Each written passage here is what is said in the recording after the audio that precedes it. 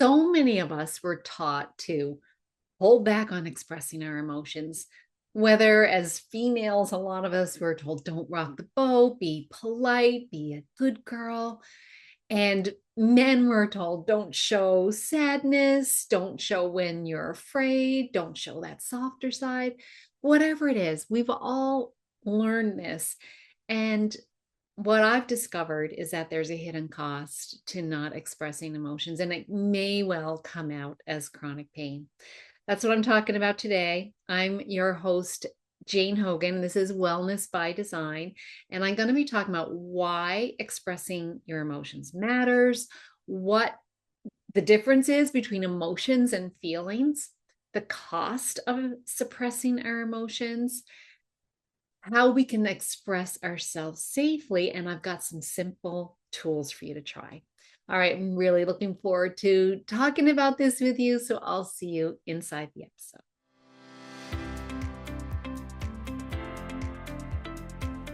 Hey everyone, welcome to Wellness by Design today.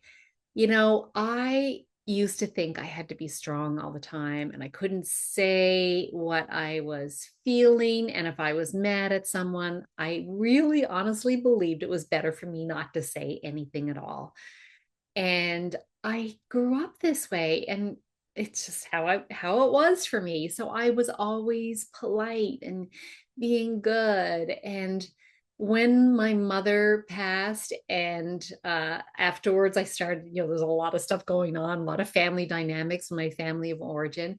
And I was like just holding it all in. It's like, I don't want to say anything. I just got to get through this period of time and then I'll be done.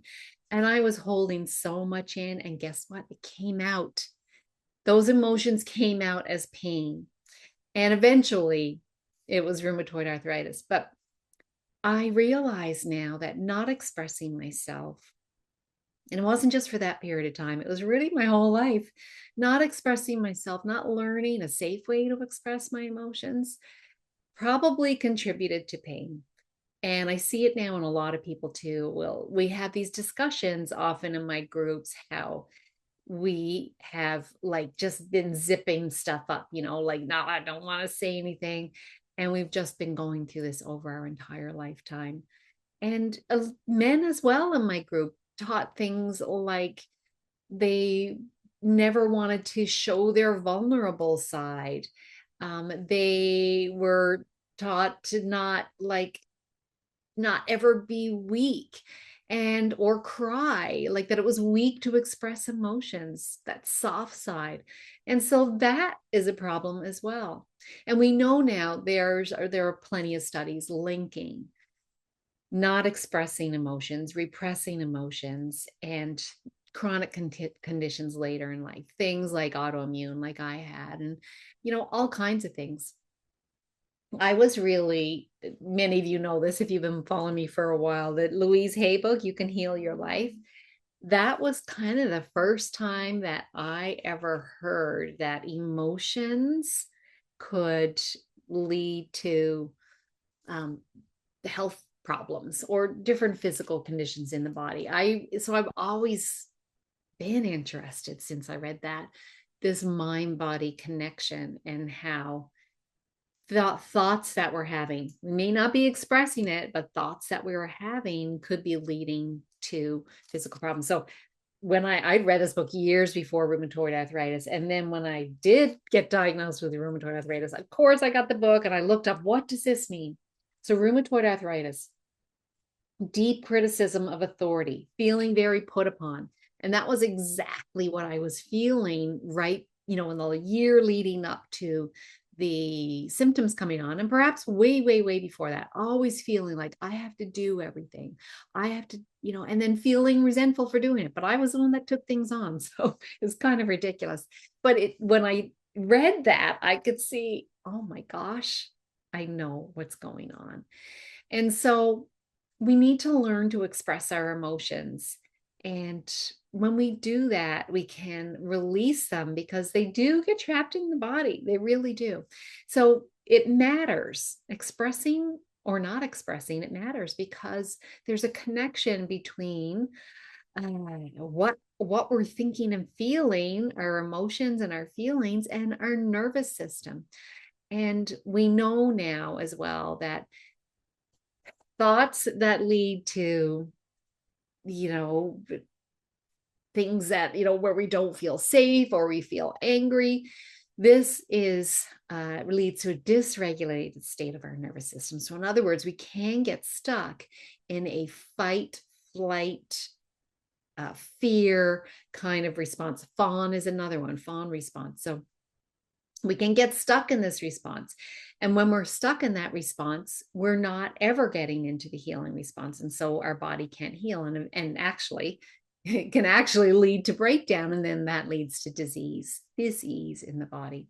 So there's actually a neurochemical response to emotions.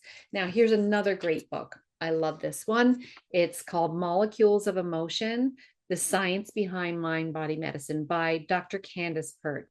She was a molecular biologist. And anyway, great quote by her. She said that health is not just a matter of thinking happy thoughts.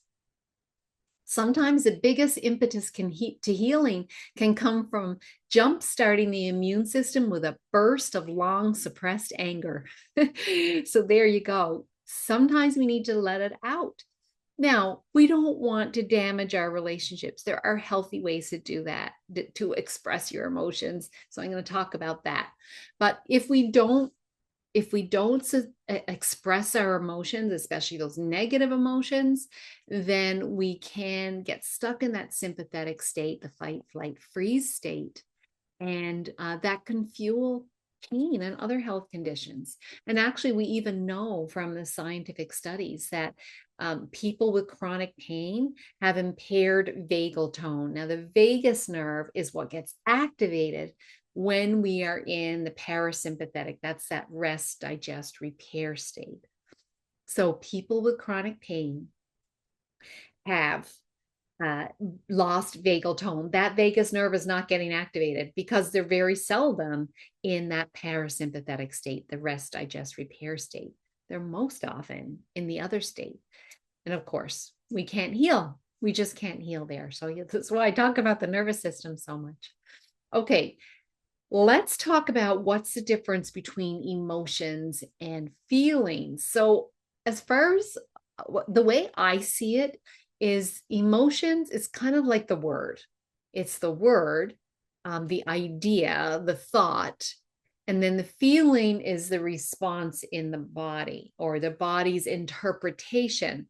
So you could think of emotions, then it's like it's energy in motion. It creates energy within the body, and we feel that as feelings, the way the body interprets emotion. Sometimes the feeling, well, I would say a lot of times the feeling comes first.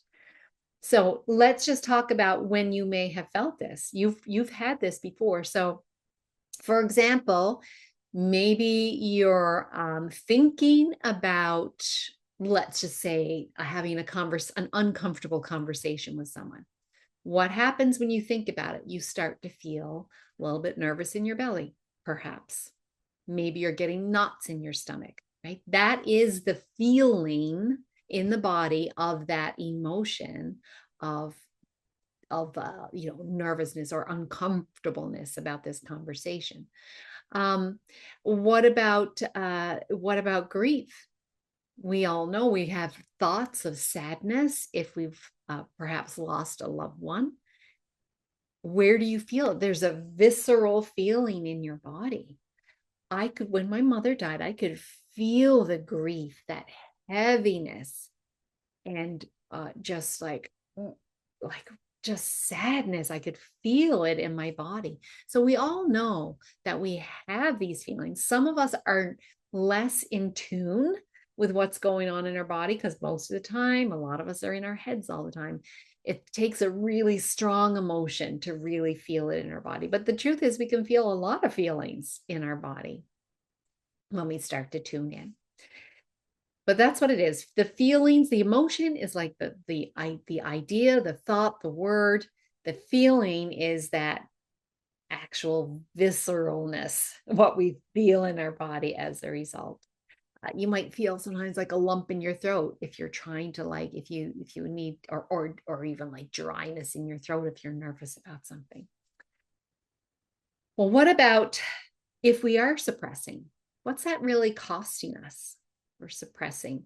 So I talked about the this book, the You Can Heal Your Life book by Louise Hay, and the connection between thoughts and then a physical response. So we know the cost is we can be actually hurting our body. We can actually be causing physical symptoms when we have these thoughts that we're not expressing over a long period of time, or even, it could be an intense thing in a short period of time. There's been a connection between repressed emotions and autoimmune conditions, digestive problems, chronic tension, chronic fatigue, chronic pain. There's no doubt that there is a connection. So people are suppressing their emotions, and they may not be doing it on purpose, or it's just uncomfortable to feel emotions. And so we don't want to feel them. And we will do things to avoid feeling emotions. Perhaps we might be really busy. We just get ourselves really busy so that we don't feel emotions. We might numb out. So perhaps we're having alcohol, or we're binge watching television, or diving into novels and, head in a book all the time.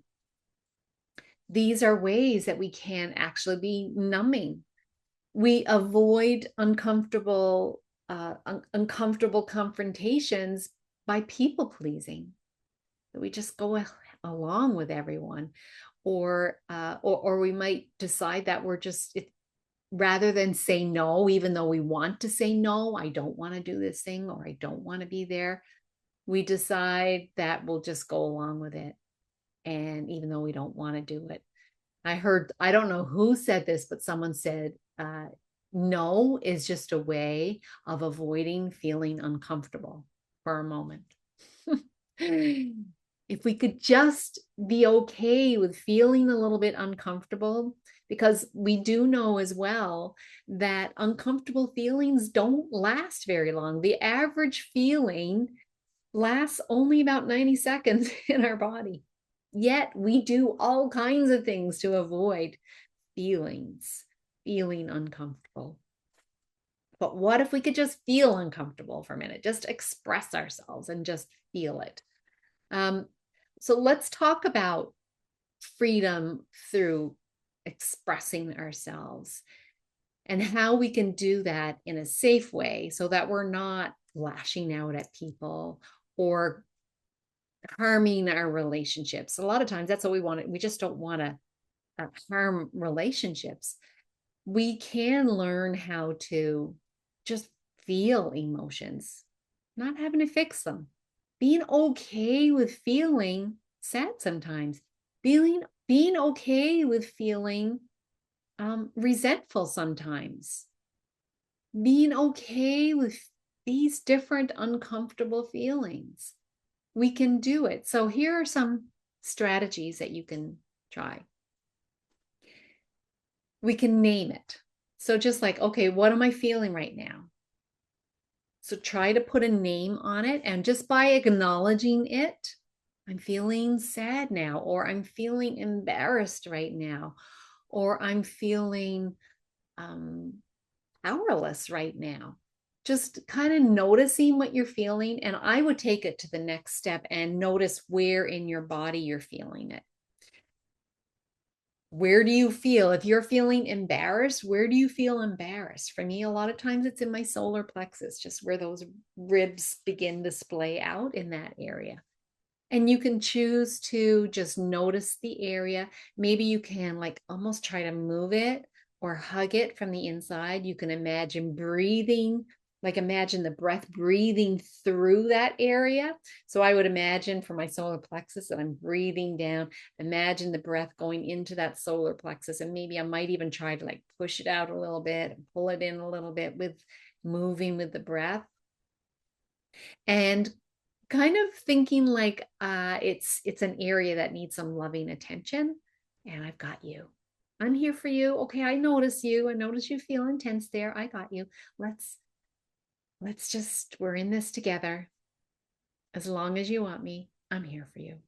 So you can do that.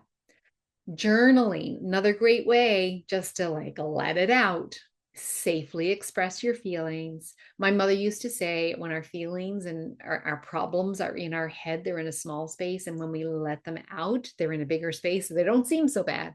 And I found that to be true over the years. A lot of great wise words from my mother. So journaling to let it out.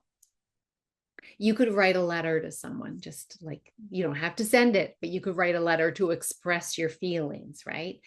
And you could also, here's the thing I think is pretty cool now.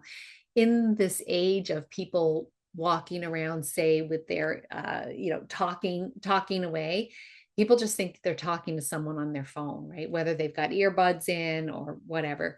Or in the car, people, if you see someone in the car, they're by themselves and you see their mouths going like that, you just think that they're talking on their speakerphone, right?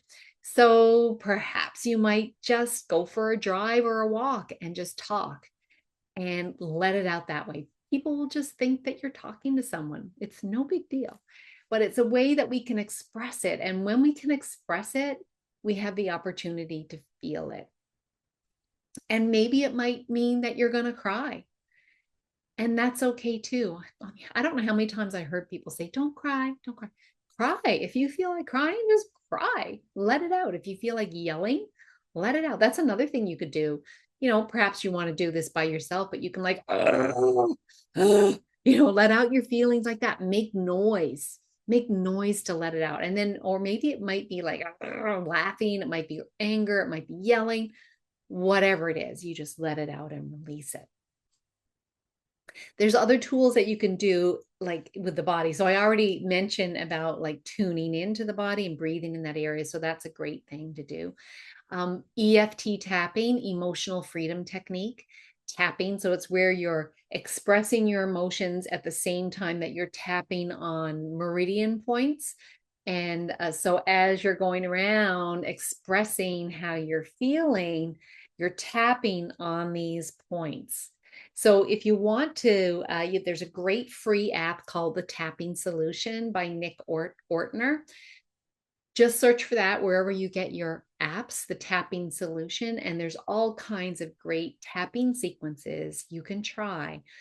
And there's some for anxiety, there's some for anger, there's some for pain, all kinds of different situations. Great thing to do. I found the tapping really, really powerful. It's a tool I love. You could try activating your vagus nerve.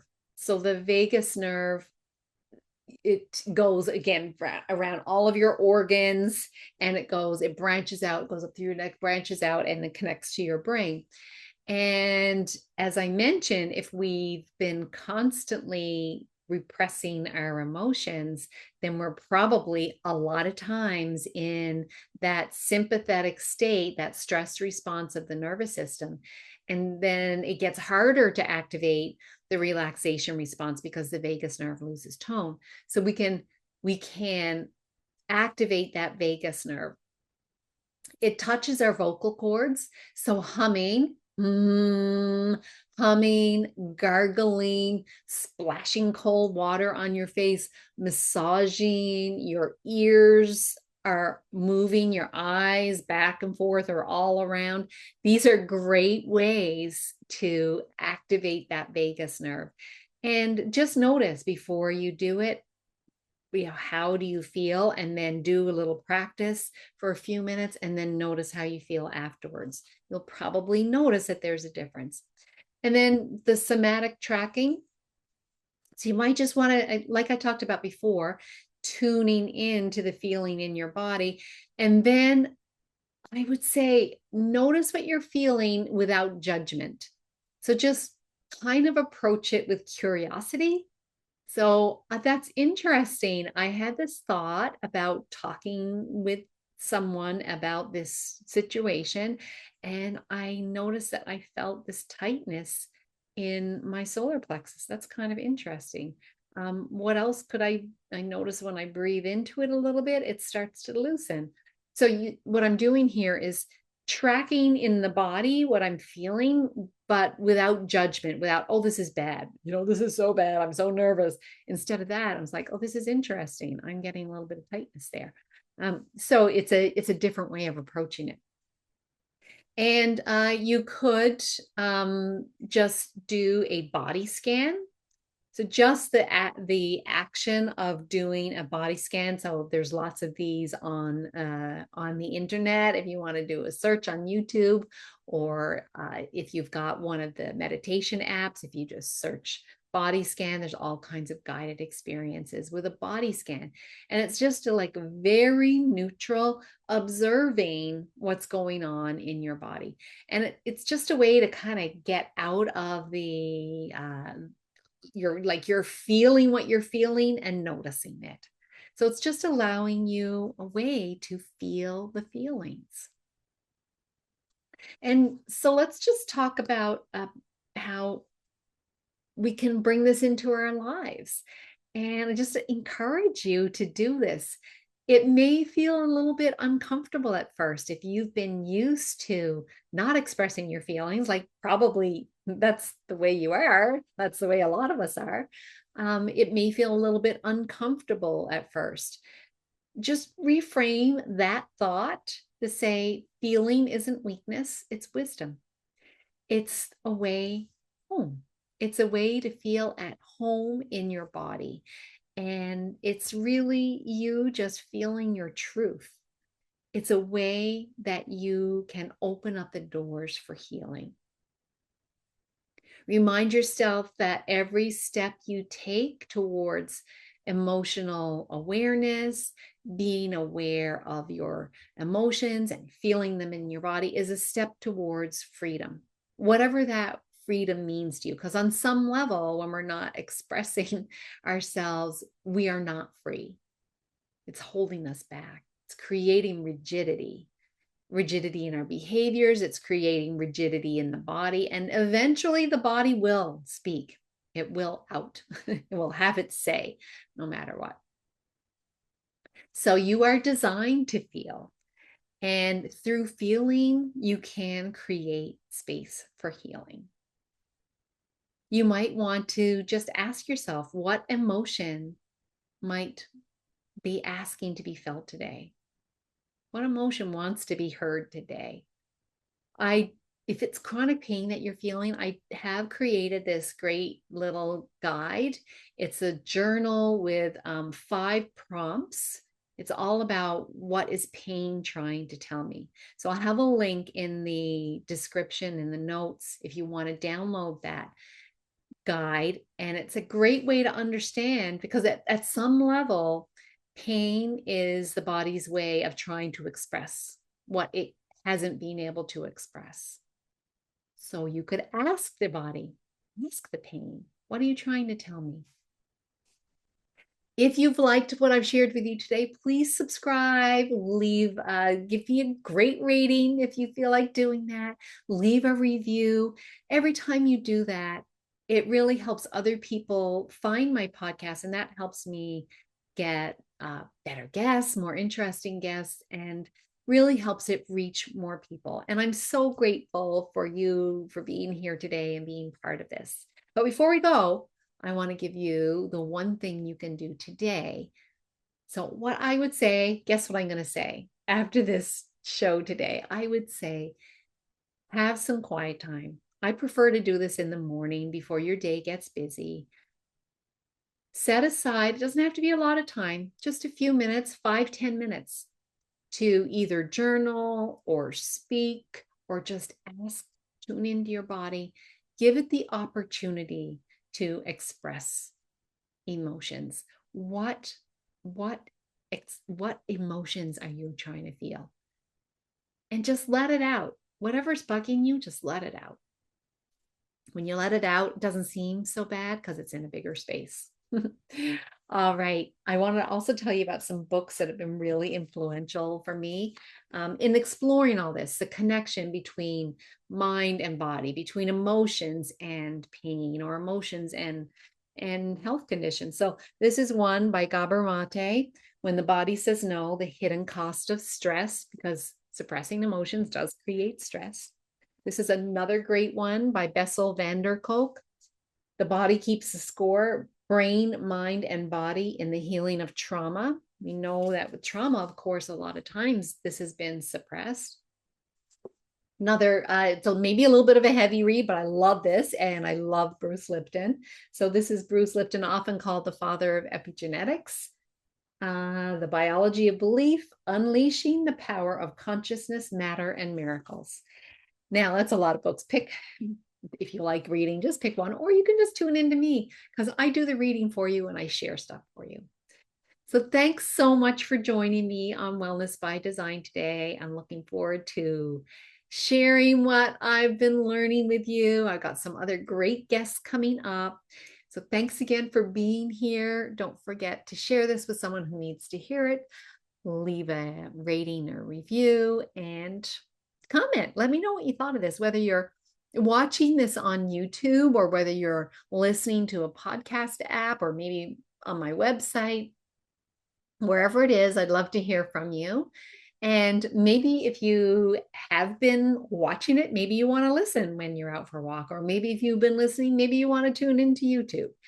There's lots of different ways you can tune into Wellness by Design, but however you've tuned in today, I want to say a huge thank you. Thank you so much for being here. It's my honor to share what I'm learning with you.